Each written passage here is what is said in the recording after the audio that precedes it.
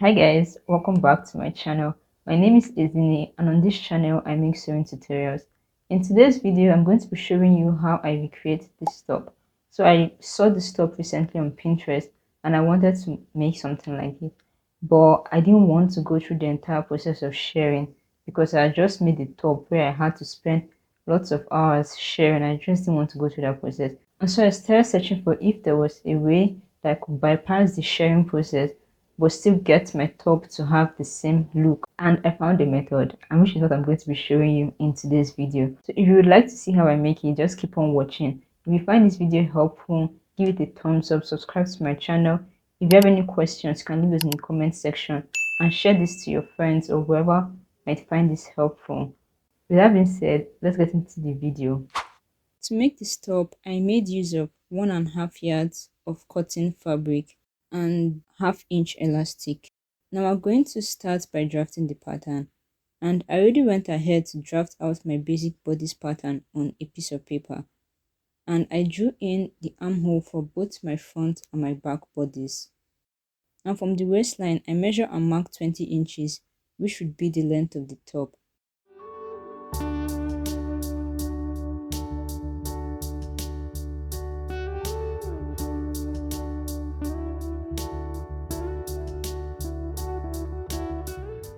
And for the neck depth, the neckline that I drew there is 3 inches, and so I went down by 1/4 inch. So the neck depth is 3¼ inches in total. Now using my curve, I drew the neckline from the point to the armhole.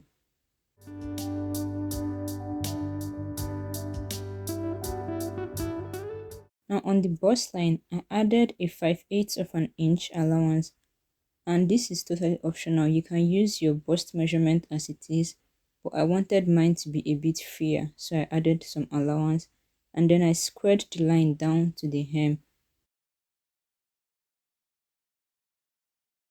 I also added my seam allowance to the side seam and the hem, and both of them were 5/8 inch.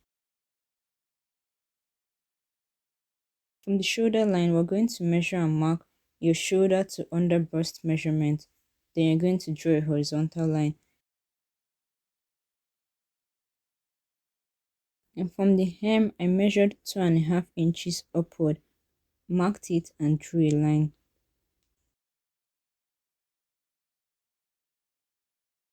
This is the section we would be sharing, or in this case, putting our elastic. So from the under bust line, I started drawing 5/8 inch lines because this is how wide the elastic channels would be. I kept on doing this till I got to the stop line, so I actually drew a line below the stop line, but I ended up not using that line. In the first section, we'd use it for the channel, and then the next one would be space, and then the next channel, space, and so on and so forth. I labeled them till I got to the end, and the last channel ended above the 2.5 inches mark that I made earlier, which is okay. I ended up having 5 channels in total, so yours can differ depending on the length of your top. Then I added 1/2 inch allowance around the neckline and the armhole.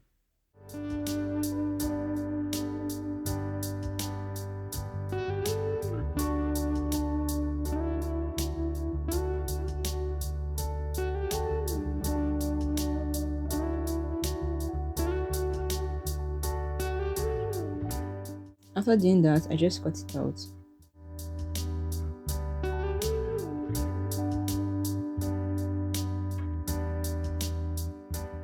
Now I will be making use of this pattern to cut out the back first, then I would trim the armhole and use it to cut out the front. And you're going to make notches on the fabric to transfer all the lines we just drew. This right here is my back piece, and I cut out one piece on fold, and here I'm showing you that I made all the notches to indicate all the lines that we drew. Now I also cut out a facing because we're going to be using this to turn over the raw edge of the neckline and the armhole. So you'll be needing a facing as well. This is the front piece, and the only difference between the back and the front is the armhole, and I cut out a facing for the front as well. You're going to open up your top with the wrong side facing you, and using a chalk or an erasable pen, we're going to draw the lines back on the fabric. So using our notches as guide, we're just going to find the notches and use our ruler to draw the lines in.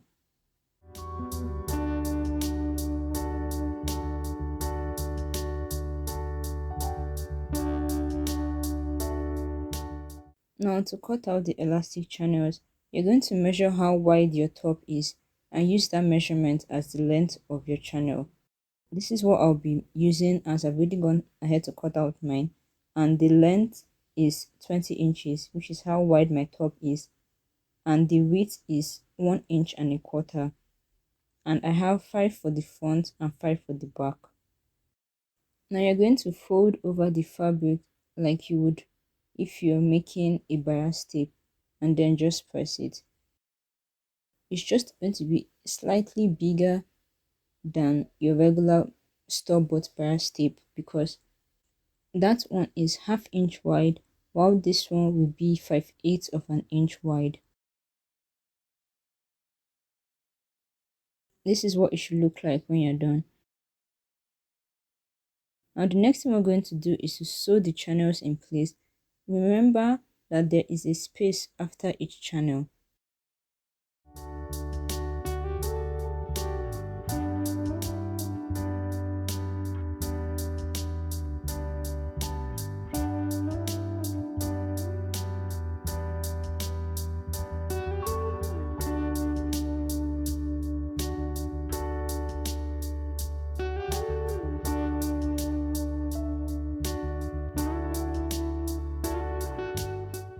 This is what it's looking like now, and this is the wrong side and this is the right side.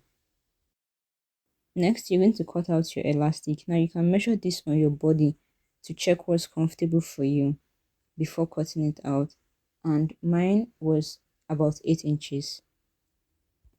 And I'm going to be attaching the elastic to a bodkin to feed it through the channels.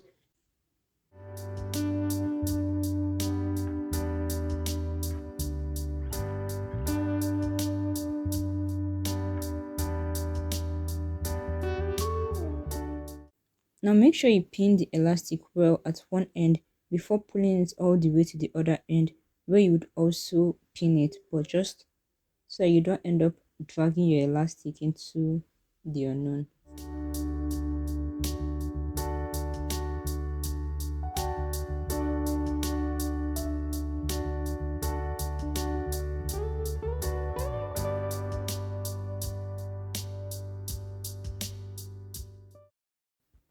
So you're going to keep repeating the process until you've put all the elastic in, and this is what it should be looking like now.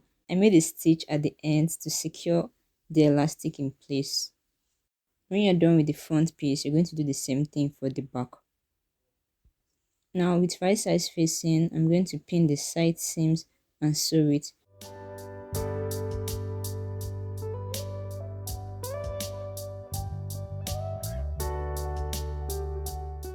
You're also going to be joining the facing at the side as well.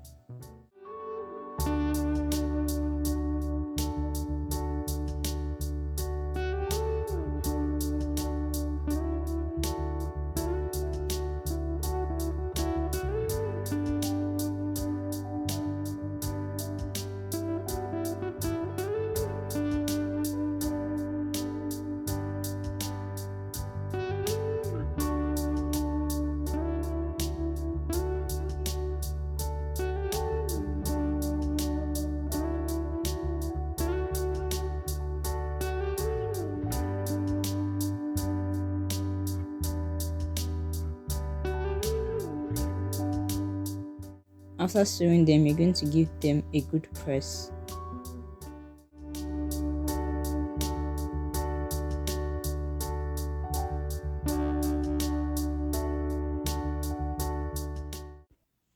To make the straps, I cut out 4 pieces of fabric with length 15 inches and width 2 inches. I'm going to fold this in two and sew it at half an inch.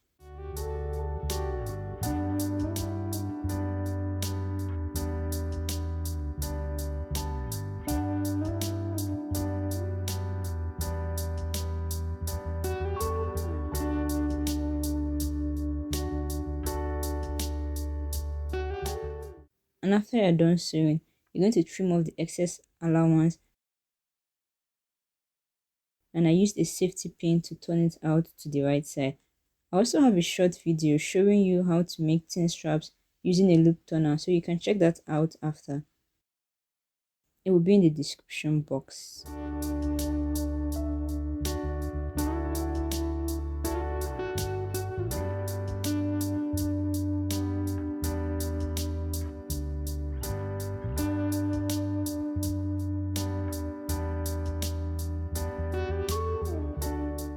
After turning to the right side, I press it, and now the straps are ready.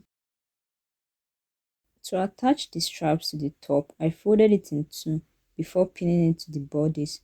Alternatively, you can make your straps really thin so that you don't have to do this, but I wanted mine to be a bit bigger on the outer part, so this is fine for me.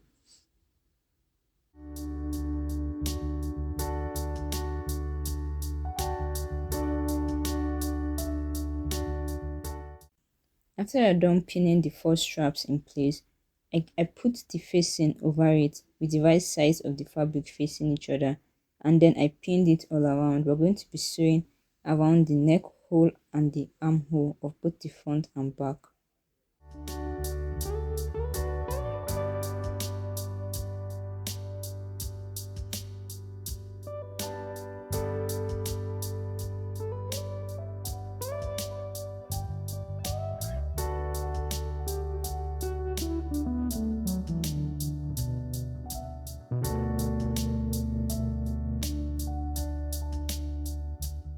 So while sewing, when I get to the place where the straps are, I make a back stitch at that point so that it holds it there firmly.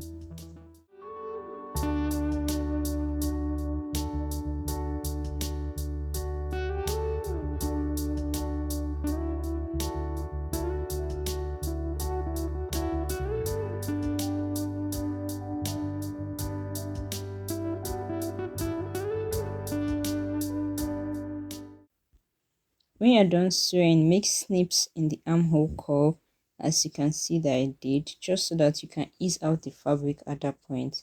Then you're going to turn the facing over to the right side. Give this a good press, ensuring that the facing doesn't come out on the right side of the top.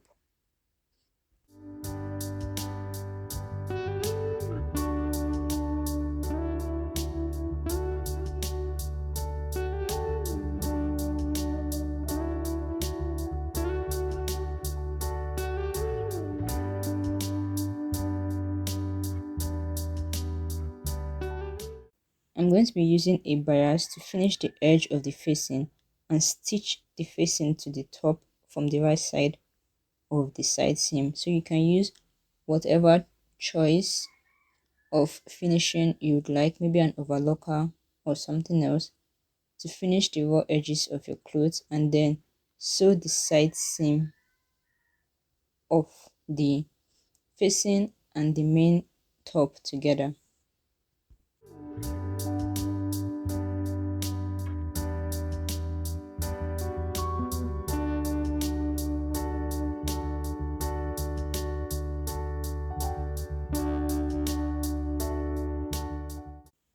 This is what it looks like when I'm done, and now you can see the facing is securely stitched in place.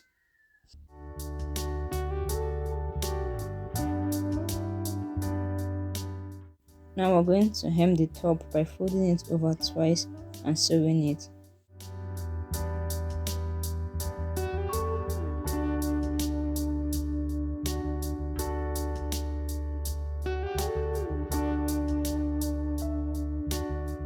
And finally, for the straps, I tucked in the raw edge and made a stitch on top. You can also use a blind stitch to sew this. And we're done. Your top is ready. So if you're looking to make a shared clothes and you don't want to go through the process of doing all the work, this is an alternative method that you can use. So I do hope that you find this video helpful. If you did, don't forget to give it a thumbs up, comment if you have any questions or suggestions, share this to as many people as you can, and subscribe to my channel. That's very important. Don't forget to have fun sewing, and I'll see you in the next video. Bye. And you can check out this video where I actually did make a top using the shirring technique.